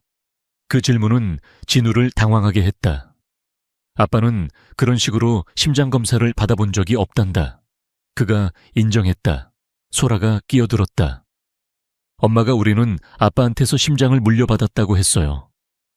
아빠가 아는 사람 중에 가장 큰 심장을 가졌지만 보물처럼 금괴 숨겨두고 있다고 했어요. 진우의 목이 메었다. 모든 일이 있은 후에도 지은은 딸들에게 그에 대해 좋게 말해주었다. 그는 간신히 말했다. 너희 엄마는 아주 현명했지. 그리고 아주 용서심이 깊었어. 소리가 고개를 끄덕였다. 엄마도 그렇게 말했어요. 용서는 심장을 작게 만드는 게 아니라 더 크게 만든다고요. 집으로 돌아오는 차 안에서 쌍둥이가 뒷좌석에서 졸고 있을 때 지연이 그들의 동반자적인 침묵을 깼다. 당신도 유전자 검사 예약하셨겠죠? 그렇죠. 진우가 고개를 끄덕였다. 이미 했어요. 결과는 다음 주에 나옵니다. 그녀는 간단히 말했다. 잘 됐네요. 그들은 병원 대기실에서 무언의 휴전에 도달했다. 아이들에 대한 그들의 공유된 관심이 과거의 불만을 초월한 것이다. 정확히 우정은 아니었지만 필요에 의한 파트너십이었다. 진우가 예기치 않게 말했다. 이 펜트하우스를 팔까 생각 중이에요. 진짜 집을 찾으려고요. 아이들 학교 가까이에 마당이 있는 집으로. 지연은 눈썹을 치켜 세웠다. 교회 생활이라 사람이 변하긴 변하는군요. 어떤 사람들은요. 그가 허용했다. 적절한 동기부여가 있을 때 말이죠. 백미러를 통해 진우는 소리의 머리가 소리의 어깨에 기대어 있는 것을 볼 수 있었다. 잠든 그들의 똑같은 얼굴은 평화로웠다. 그의 동기부여는 심장질환과 함께 바로 그곳에 있었다. 9월의 햇살이 서울숲의 나무들 사이로 스며들며 박진우는 그의 딸들이 연못의 오리들에게 먹이를 주는 모습을 지켜보았다. 한지은의 무덤에서 처음 만난 지 석 달이 지났다. 주말 만남으로 시작된 관계는 수요일 저녁 식사와 월요일 학교 마중으로 확장되었다. 박진우는 시계를 확인했다. 30분 후에는 소리의 수술 전 진료를 위해 병원으로 향해야 했다. 최소 침습적 심장 도관술로 심방 중격 결손을 특수 폐쇄 장치를 사용하여 복구하는 시술이 바로 내일 아침으로 예정되어 있었다. 그의 유전자 검사 결과는 이미 예상했던 바를 확인시켜 주었다. 심장 질환은 그의 가게에서 유래한 것이었다. 그의 아버지는 58배 심장이 약해서 돌아가셨지만 그의 어린 시절 시골 의사들은 특정 결함을 밝혀내지 못했다. 아빠, 보세요. 소라가 소리의 손에서 직접 빵을 받아 먹으러 다가온 유난히 대담한 청둥고리를 가리키며 외쳤다. 아빠. 두 딸은 이제 망설임 없이 그 단어를 사용했다. 그 말을 들을 때마다 여전히 진우의 가슴에는 뭉클함이 차올랐다. 그의 주머니에서 전화기가 진동했다. 아침부터 사무실에서 온 세 번째 전화였지만 그는 이전과 달리 음성 사서함으로 넘겼다. 이사회가 그의 계속된 주요 협상 불참에 대해 불안해하더라도 김 전무가 싱가포르 위기를 적절히 처리하고 있었다. 병원 근무를 마치고 돌아온 지연이 벤치에 합류했다. 그들은 쌍둥이에 대한 상호 헌신이 복잡한 과거사를 뛰어넘어 우호적인 공동 양육 루틴을 개발했다. 내일 때문에 긴장되세요. 그녀가 물었다. 무서워 죽겠습니다. 진우가 인정했다. 회장님께서요. 두 번째는 더 쉬워요. 아이가 2살 때 첫 수술을 했을 때 그때가 최악이었죠. 지은이는 이미 자기 자신도 아픈 상태에서 소리를 위해 강한 척해야 했어요. 진우는 힘겹게 침을 삼켰다. 그의 딸들 삶에서 그가 놓친 또 다른 결정적인 순간이었다. 지은이가 이걸 좋아했을 거예요. 지연이 쌍둥이를 바라보며 예기치 않게 말했다. 당신의 아이들과 함께 있는 모습을요. 진우가 대답하기 전에 그의 전화기가 다시 진동했다. 이번에는 발신자 아이디를 확인했다. 최민준 변호사. 그의 변호사는 긴급한 일이 아니면 절대 전화하지 않았다. 이건 받아야겠습니다. 그는 사과하며 자리를 떴다. 회장님, 문제가 생겼습니다. 최 변호사는 서두 없이 시작했다. 이사회가 비상대책 조항을 발동하려고 움직이고 있습니다. 무슨 비상대책 조항 말이오. 회사 정관 제12조입니다. 최고 경영자가 90일 이상 부재하거나 직무 수행이 불가능할 경우 이사회는 그를 영구적으로 교체하기 위해 투표할 수 있습니다. 말도 안 돼. 나는 직무 수행 불능이 아니오. 원격으로 일해왔지 않소. 데이비슨파의 주장에 따르면 충분하지 않다고 합니다. 그들이 내일 아침 9시에 긴급 회의를 소집했습니다. 바로 솔희의 시술 시간과 정확히 일치했다. 연기하시오. 진우가 명령했다. 시도해봤습니다. 그들은 정당한 권리를 행사하고 있습니다. 회장님, 그곳에 참석하지 않으시면 블랙우드 건설의 경영권을 완전히 잃으실 수도 있습니다. 전화를 끊은 후 진우는 벤치로 돌아왔다. 그의 표정은 어두웠다. 무슨 일이에요? 지연이 물었다. 이사회 정치 문제요. 그는 모호하게 대답했다. 중요한 건 아닙니다. 하지만 그들이 병원 진료를 위해 쌍둥이를 모을 때 진우의 마음은 비상대책들로 빠르게 돌아가고 있었다. 그는 아무것도 없는 상태에서 블랙우드 건설을 세웠다. 하루 16시간씩 20년. 희생된 관계들, 외골수적인 집중. 그것은 그의 유산이었다. 한때 그가 혼자서 쌓고 있다고 생각했던 유산. 그의 DNA와 이름. 심지어 심장 결함까지 지닌 두 어린 소녀의 존재를 모른 채 말이다. 병원에서 김 교수는 시술에 대해 마지막으로 한 번 더 검토했다. 내일 9시에 시작하겠습니다. 소리는 준비를 위해 7시까지 도착해야 합니다. 제가 가겠습니다. 진우는 두 약속을 어떻게 관리할지 여전히 불확실한 채로 그들을 안심시켰다. 그날 저녁 지연의 아파트에서 쌍둥이는 주방 식탁에서 종이약을 접으며 평소와 달리 조용했다. 812마리. 소라가 컬렉션에 또 하나를 더하며 알렸다. 거의 다 왔어. 소리가 말했지만 그녀의 목소리에는 평소의 열정이 부족했다. 진우는 그들 옆에 앉았다. 내일 때문에 긴장되니 소리가 고개를 끄덕였다. 조금요. 그가 그녀를 안심시켰다. 정상적인 거야. 하지만 김 교수님은 최고이시고 네가 깨어났을 때 아빠가 바로 옆에 있을게. 소라가 날카롭게 쳐다보았다. 약속하시는 거죠? 그녀의 시선의 강렬함은 진우에게 마지막 논쟁 중에 지은을 떠올리게 했다. 그가 상투적인 말을 했을 때 진실을 요구하던 모습. 약속할게. 그는 이사회 회의에 대한 생각을 떨쳐내며 단호하게 말했다. 어떤 선택들은 점점 더 명확해지고 있었다. 나중에 아이들이 잠자리에 든 후 지연은 진우에게 차 한 잔을 건넸다. 집에 가셔서 좀 쉬세요. 내일은 긴 하루가 될 거예요. 사실 드릴 말씀이 있습니다. 그는 이사회 상황을 설명하기 시작했다. 지연의 표정이 굳어졌다. 그래서 선택을 해야 하는군요. 당신의 회사냐 아니면 당신 딸의 수술이냐 선택할 문제가 아닙니다. 진우는 주장했다. 저는 병원에 있을 겁니다. 하지만 제 평생을 바쳐 이룬 회사의 경영권을 잃을 수도 있겠죠. 지연은 그를 사려 깊게 살폈다. 옛날에 박진우라면 망설이지 않았을 거예요. 그 이사회 회의에 갔겠죠. 저는 더 이상 그 남자가 아닙니다. 네.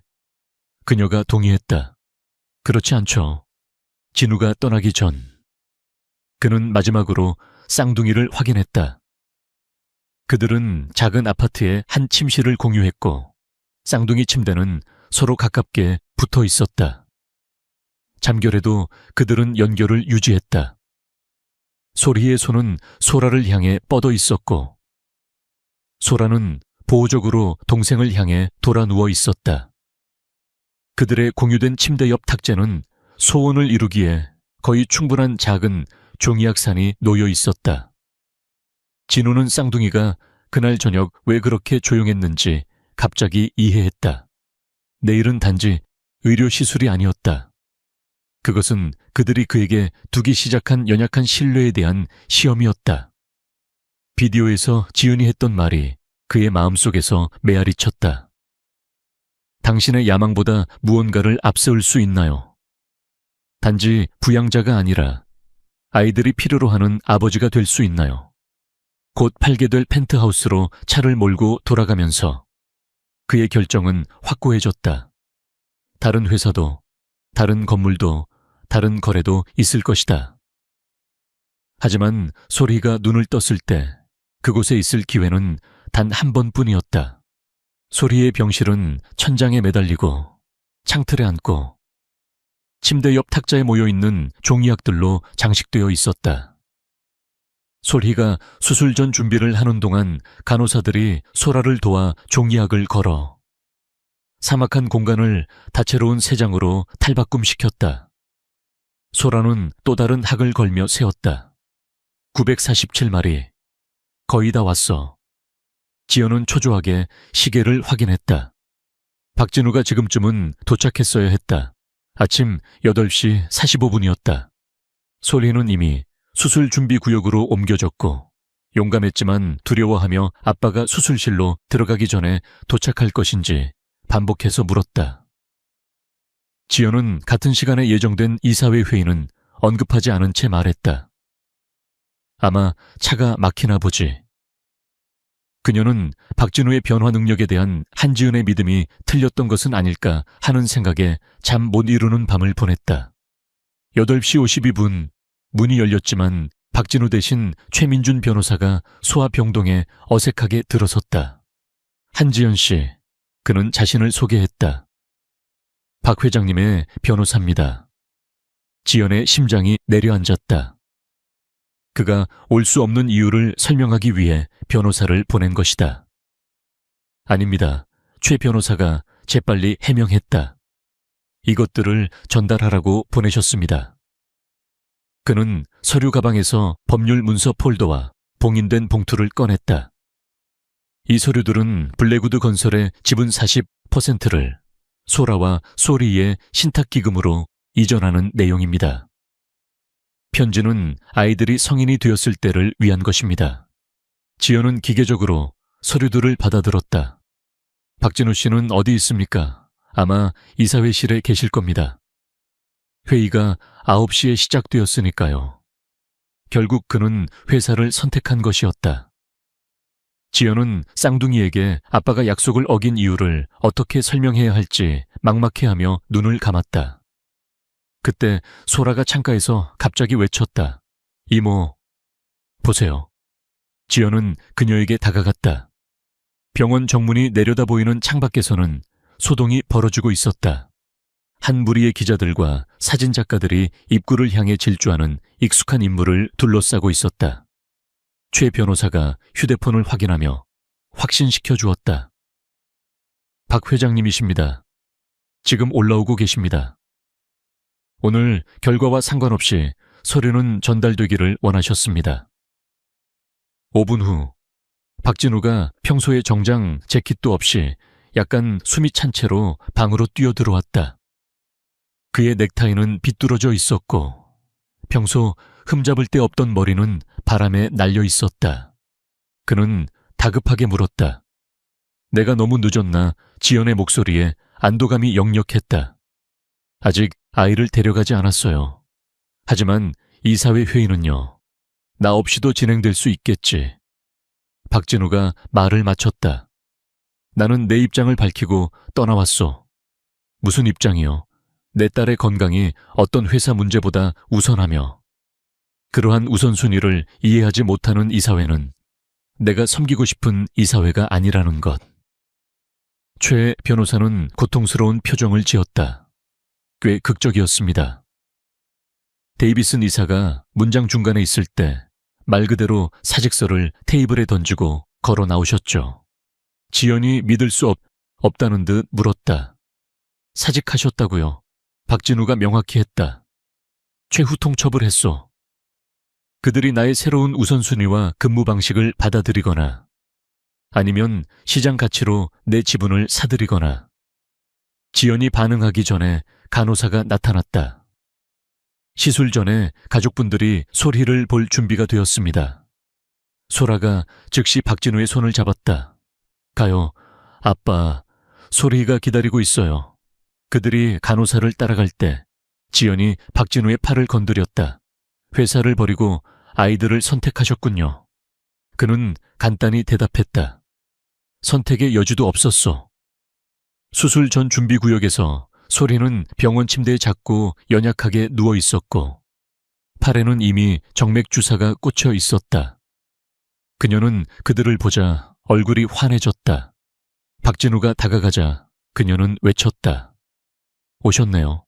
그가 그녀의 머리를 부드럽게 쓰다듬었다. 약속했잖니. 기분은 어때? 우리 아가, 그녀는 인정했다. 무서워요. 하지만 소라가 행운을 빌어주려고 제 방에 우리 학들을 전부 걸어줬어요. 소라가 그들에게 알렸다. 이제 950이 말이에요. 우리 소원을 빌려면 48마리만 더 있으면 돼요. 김 교수가 그들에게 합류하여 수술실로 소리를 데려가기 전에 마지막으로 시술에 대해 검토했다. 시작하기 전에 질문 있으신가요? 솔희가 박진우를 올려다보았다. 기다리시는 동안 소라랑 같이 학을 접어서 오늘 1000마리를 채워주실래요? 물론이지. 박진우는 그녀의 이마에 입을 맞추기 위해 몸을 숙이며 약속했다. 그런데 무슨 소원을 빌고 있는 거야. 이제 거의 다 됐으니 말해줄 수 있잖아. 쌍둥이는 그들 사이에 오가는 조용한 소통으로 시선을 교환했다. 소라가 말했다. 비밀이에요. 하지만 우리는 이미 이루어지고 있는 것 같아요. 수술팀이 소리를 옮길 준비를 할 때 박진우는 그녀의 손을 잡았다. 네가 깨어날 때 바로 여기 있을게. 알아요.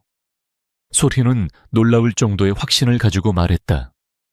대기구역에서 박진우와 소라는 지연이 가져온 종이접기 용지로 학을 접었다.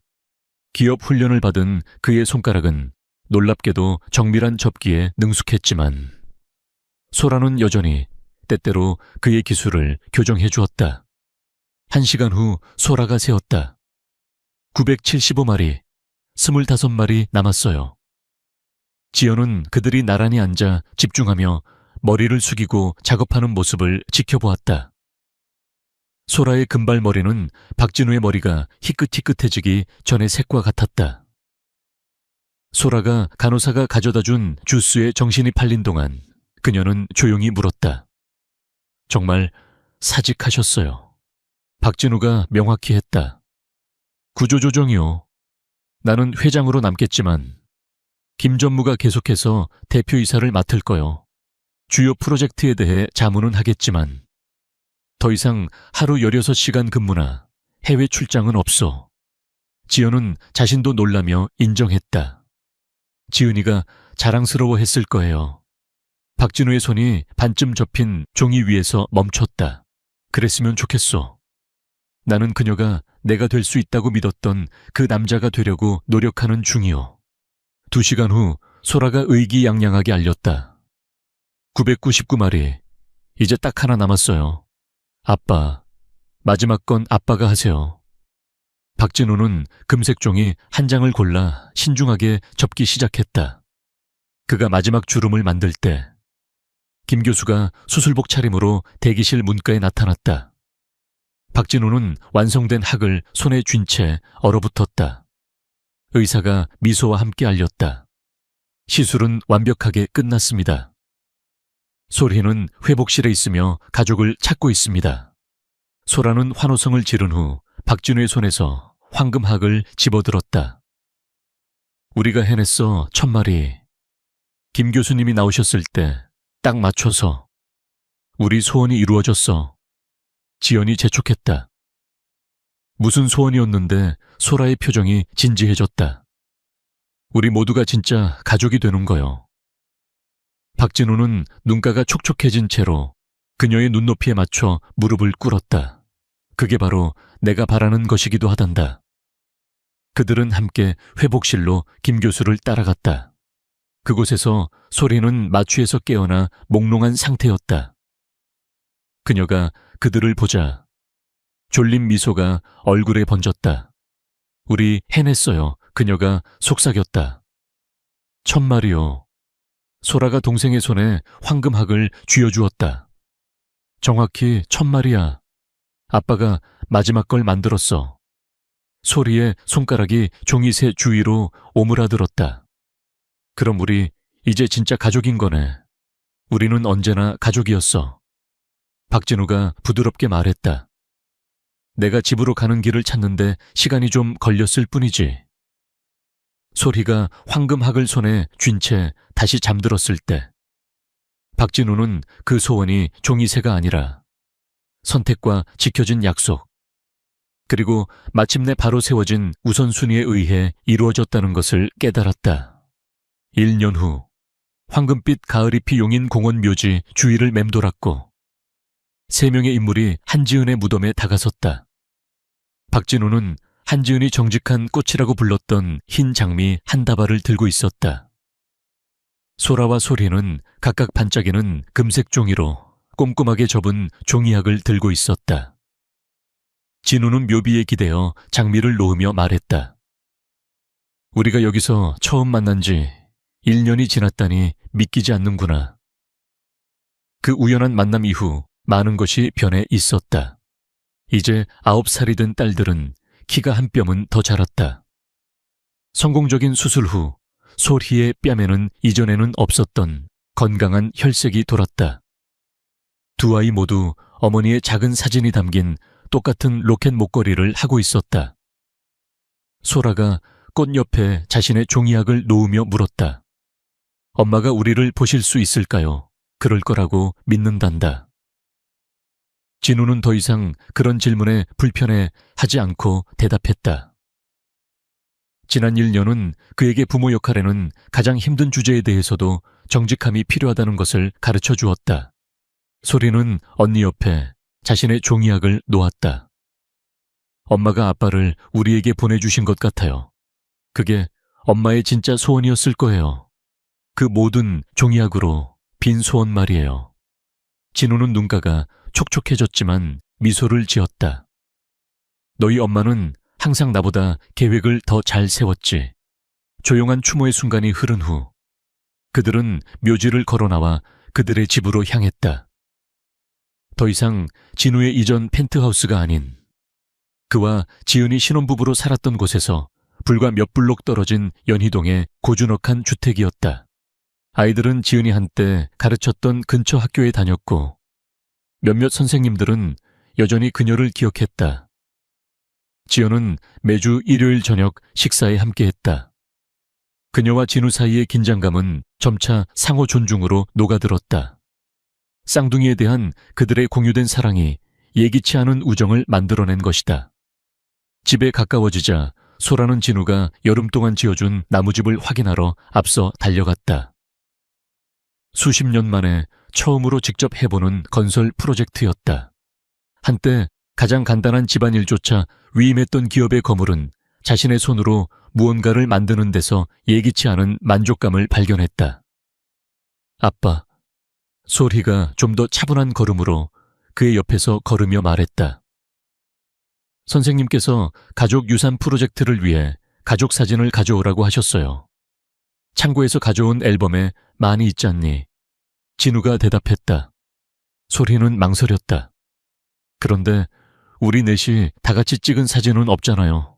아빠, 나 소라, 그리고 엄마요. 그 말은 예기치 않은 힘으로 진우를 강타했다.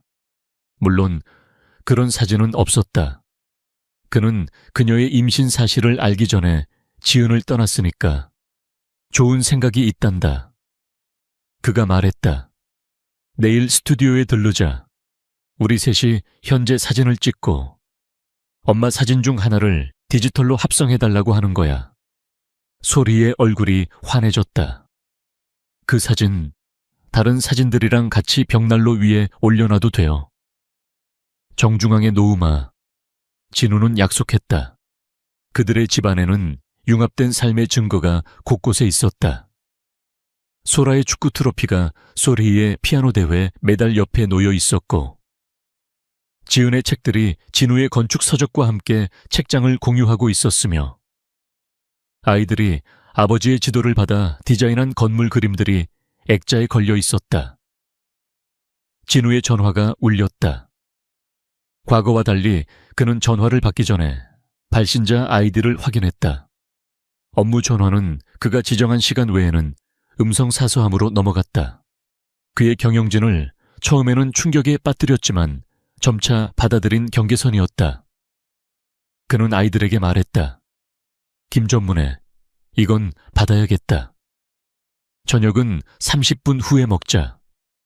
마침내 김전무의 리더십 아래 완공을 앞둔 싱가포르 프로젝트에 대해 논의하면서 진우는 창밖으로 소라가 소리가 나무집 사다리를 오르는 것을 돕는 모습을 지켜보았다. 그들은 시스템을 개발했다. 소라가 먼저 올라가서 소리가 필요할 때 추가적인 지지를 해주기 위해 버텨주는 것이었다. 아이들의 심장 전문의는 두 아이 모두 훌륭한 진전을 보이고 있다고 보고했다. 소리의 수리된 심장은 정상적으로 기능하고 있었고, 소라의 상태는 안정적으로 유지되어 모니터링은 필요하지만 아직 개입은 필요하지 않았다. 그들의 유전적 소인은 항상 경계를 요구하겠지만 예후는 훌륭했다. 전화를 끊은 후 진우는 뒷마당에서 쌍둥이와 합류했다. 김전무가 안부 전화더구나. 싱가포르 타워가 오늘 꼭대기층 공사를 마쳤대. 소라가 나무집 단상에서 다리를 흔들며 물었다. 정말 아시아에서 세 번째로 높은 건물이에요. 이제 두 번째로 높단다. 그리고 너희 둘은 내년 봄에 리본 커팅식에 참석할 거야. 진우가 대답했다. 그 여행은 그들의 첫 해외여행이 될 것이었다. 한때 그가 사업보다 우선순위를 두는 것을 상상조차 할 수 없었던 이정표였다. 그날 저녁, 잠자리 동화와 잘 자라는 입맞춤 후에 진우는 서재로 물러났다. 이전의 본사 사무실과 달리 이 공간은 건축상 옆에 아이들의 미술 작품이, 비즈니스 포트폴리오 옆에 가족 사진이 놓여 있었다. 그는 책상 서랍을 열고 약속을 상기시키기 위해 주기적으로 다시 읽는 지은의 마지막 편지를 꺼냈다. 종이는 여러 번 만져 부드러워졌고 주름은 시간이 그의 눈가에 새긴 선처럼 깊어졌다. 부드러운 노크 소리가 그의 상념을 방해했다. 소라가 잠옷 차림으로 문가에 서 있었다. 잠이 안 오니 그가 물었다. 그녀는 고개를 저으며 고민이 있을 때 가끔 그러하듯 그의 무릎 위로 올라왔다. 9살. 그녀는 그런 몸짓이 곧 뜸해질 나이에 접어들고 있었고 진우는 그 하나하나를 소중히 여겼다. 엄마 생각하고 있었어요. 그녀가 인정했다. 가끔 엄마 목소리를 잊어버릴까봐 걱정돼요. 진우는 태블릿을 집어들어 한지은이라는 이름의 폴더를 열었다. 그 안에서 그는 창고에서 가져온 비디오 중 하나를 선택했다. 지은이 잠자리 동화를 읽어주는 영상이었다. 그녀의 목소리는 다른 캐릭터들을 만들어내며 생기가 넘쳤다. 그들은 함께 영상을 보았다. 소라는 아버지의 가슴에 기대어 때때로 어머니의 녹음된 목소리를 따라 익숙한 단어들을 입모양으로 따라했다. 영상이 끝났을 때 진우가 말했다. 있잖니. 내 엄마는 내가 아는 사람 중에 가장 용감한 사람이었어. 아빠보다 더요. 훨씬 더. 아빠는 정말 중요한 것들을 두려워하며 몇 년을 보냈단다. 소라가 이것을 곰곰이 생각했다. 사랑 같은 거요. 정확히 사랑 같은 것. 진우는 그녀의 통찰력에 감탄하며 동의했다. 나는 네 엄마를 얼마나 사랑하는지 두려워했고 아버지가 된다는 것이 무엇을 의미할지 두려워했어. 하지만 이제는 더 이상 두렵지 않잖아요. 소라가 확신에 차서 말했다. 중요한 것들에 대해서는 그렇지 않단다. 그가 확인시켜 주었다. 소라가 잠자리로 돌아간 후 진우는 서재 창가에 서서 멀리 보이는 서울의 스카이라인을 응시했다. 그의 건물들은 여전히 도시의 가장 높은 건물들 사이에 서 있었고 한때 그였던 남자의 기념비였다. 하지만 그의 진정한 유산은 이 벽들 안에 있었다. 그에게 사랑이 두려워할 것이 아니라 삶을 구축해 나갈 기반이라는 것을, 지은이 항상 알고 있던 것을 가르쳐준 두 어린 소녀. 그의 책상 위에는 솔희가 회복 내내 손에 쥐고 있던 1000번째 황금 종이학이 놓여 있었다. 그 옆에는 박진우와 한지은 재단이 자금을 대고 지은을 기리기 위해 이름 붙여진 서울대 어린이병원 심장병동 신축 계획안이 놓여 있었다. 종이학은 어둑한 불빛 속에서 빛나는 것 같았고 종이 날개는 마치 비상할 준비가 된 것처럼 균형을 잡고 있었다. 1000마리의 접힌 학이 마법 같은 소원을 들어준 것은 아니었다. 하지만 그것들은 더 가치 있는 것, 즉 진우를 그가 거의 놓칠 뻔했던 가족에게로 다시 이끌고 그가 되어야만 했던 아버지로 나아가게 한 길을 만들어 주었다. 그가 잠자리에 들 준비를 할 때 진우는 아이들의 방문 앞에서 잠시 멈춰 그들의 평화로운 잠을 지켜보았다. 소라의 보호적인 자세와 솔희의 부드러운 미소에서 그는 지은의 모습을 보았다. 그녀가 그의 삶의 가장 중요한 부분에 여전히 존재한다는 것을 상기시켜주는 모습들이었다. 당신이 옳았어. 지은. 그는 조용한 방에 속삭였다. 때때로 우주는 정말 신비한 방식으로 작동하는군. 가을 바람이 밖에 나무집들을 스치며 그의 말을 밤속으로 실어날랐고 어딘가에서 아마도 지은은 그의 말을 들었을 것이다.